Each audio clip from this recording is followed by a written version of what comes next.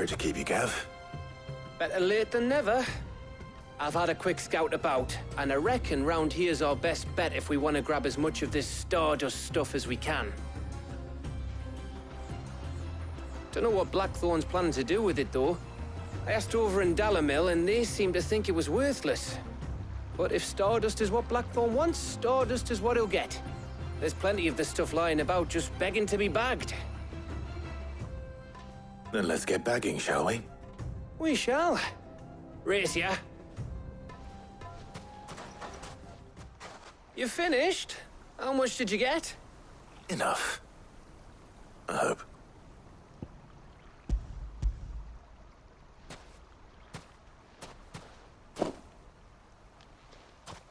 Oh, you win. That might even be enough for old Blackthorn. Hey, before we go, do you mind if we have a chat?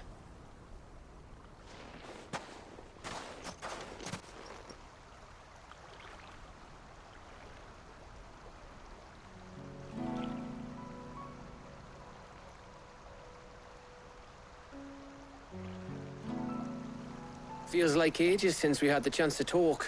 You know, man to man like. It does, doesn't it? Back when you first took Sid's name, we were talking all the time. Working out what to do in that.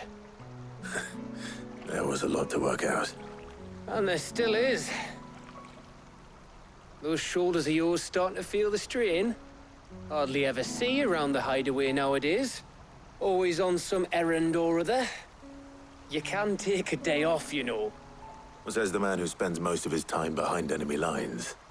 Only 'cause you keep sending me there. I know I can count on you, Gav. Likewise.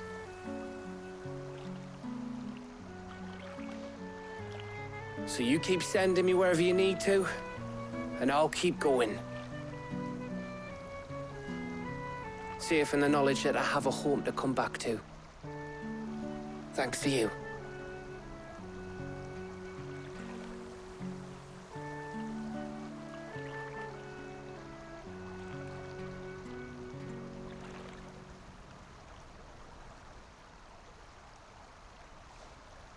Right. That's enough soppy shite for one day. We'd better get this lot back to Blackthorn before he slings his hammer at someone. You go on ahead. And try to get some rest once you're there. Oh, I plan to. Believe you me. After Blackthorn gets what he needs, of course.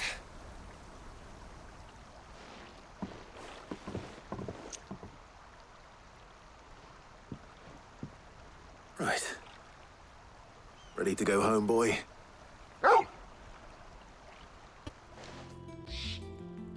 Blackthorn. Got everything you need?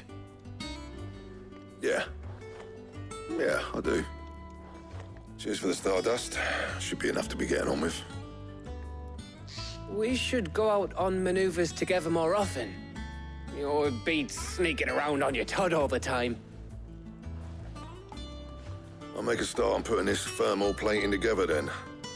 It'll take some time, mind. So if you've got other things to be getting on with, I could do without you breathing down my neck. Thank you, Blackthorn.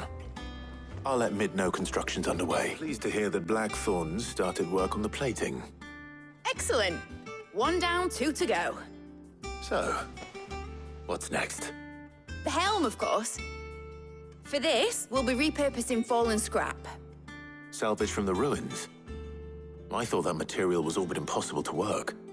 Ah, but we don't have to. I'm sorry. Just so happens there's one particular ruin that's broken into exactly the right shape and size pieces for what we need.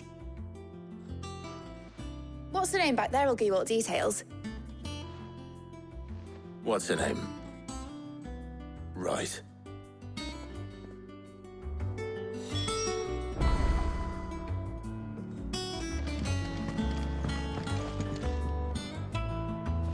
Oh, Sid, is this about the helm?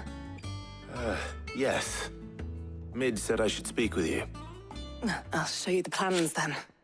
Here you see the mithril engine, in which mithril is burned to generate heat. That heat is then harnessed to produce motive force. Excess heat is dealt with by means of the thermal displacement stack, which disperses it into the surrounding air. Now, were we to rely on thermal plating alone to achieve this effect, the rate of excess heat buildup would far exceed the displacement coefficient of the plating. In other words, the reactor would overheat and eventually explode. This is where the helm comes in. It connects to the plating, you see, and serves as a sort of thermal sink to absorb all that excess energy. Our experiments have shown that fallen ceramics are remarkably thermophilic. They can withstand and absorb levels of heat far above anything we are able to make today. And not only that, they're also waterproof and immune to rust, making them the perfect material for our protective hood. Why, if sea or rainwater were to enter the reactor proper, it would vaporize instantly. The forces produced would tear the ship from stern to... You can stop there. I understand. Mid said we might be able to use parts of a fallen ruin. Where would I find it? Ah, yes. It's in Lorbert's Pass, near Lostwing. The thing is, well, I probably should have arranged to have the pieces we need brought here sooner. You see, a certain unwanted visitor has taken up residence there. It's no longer a matter of just walking in and taking them. It's, going to be considerably more dangerous than that. I see. Then I suppose I'd better deal with this unwanted visitor for you. Would that help? Oh, very much. Thank you, Sid. I'll gather my team and head there right away. We'll meet you outside the ruins. Oh, there you are, Sid. Thanks so much for coming. The, ruins are just over there, as is the creature I told you about, I'd imagine. Would you mind? Of course. I'll be right back.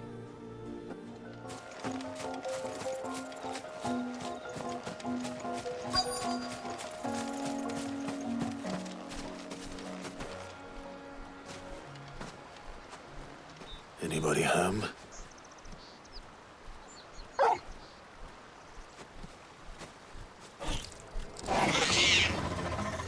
This must be our unwanted visitor. Time to go.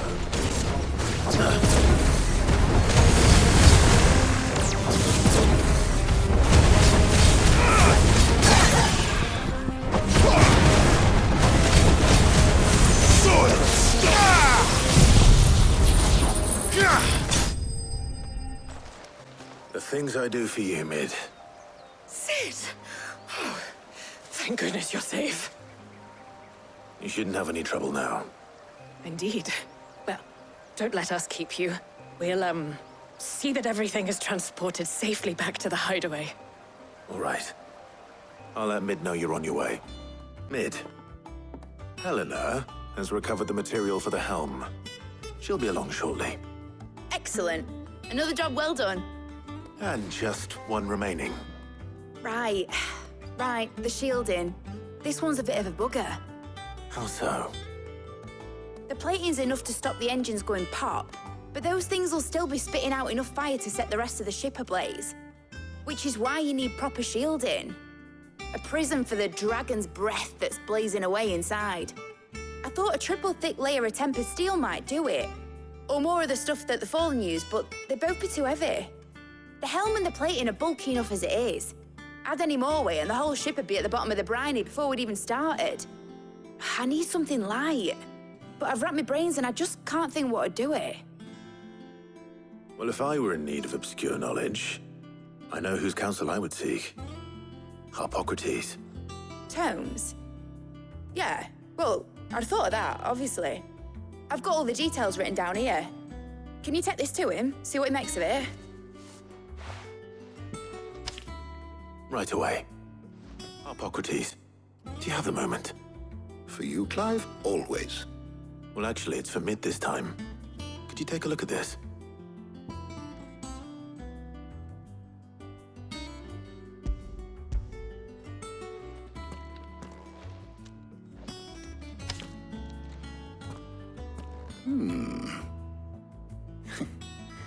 Shielding for a mithril engine.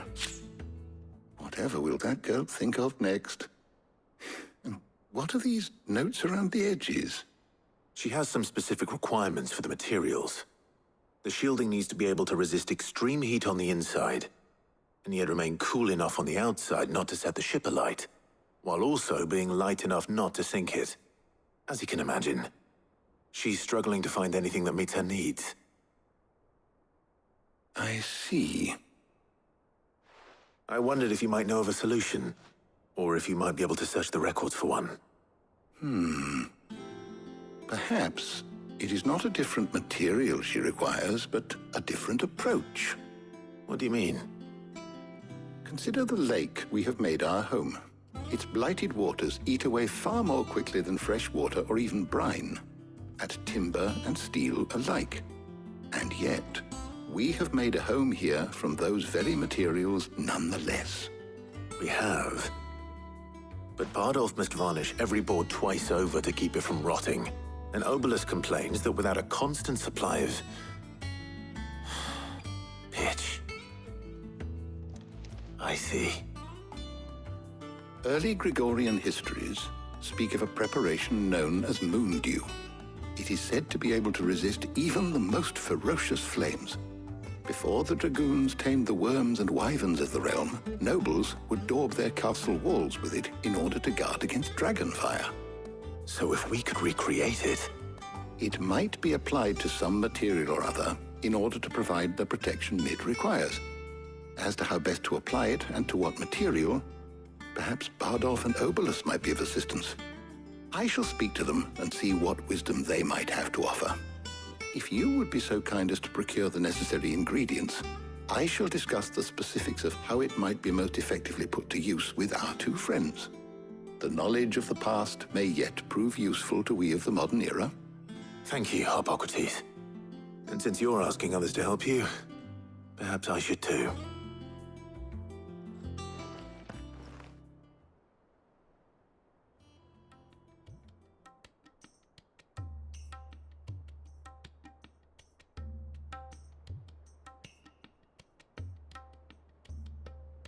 So you need a hand, do you? We do. I'll be heading to market for the ingredients we need. I could do with some help. And some company, too. The other can assist me in researching how best to prepare the shielding itself. Can we count on your aid? Always. Well, if Jill's game. Thank you. I am sure either of these fine young minds would prove indispensable in my research. I leave the decision as to who will go with whom in your capable hands, Clive.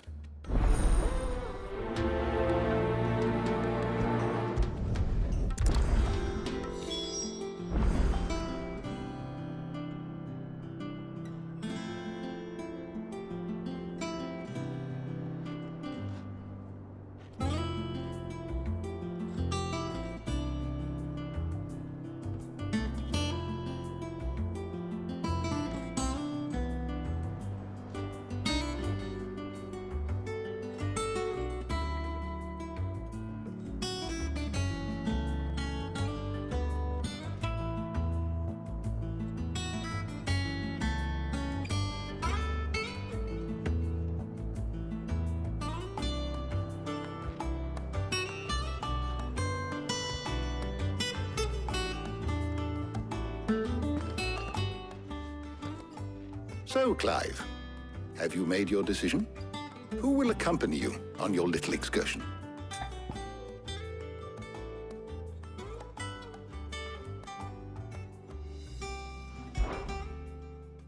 Very well. So then, what do we need to find? I have taken the liberty of preparing a list. Here. White chocobo eggs.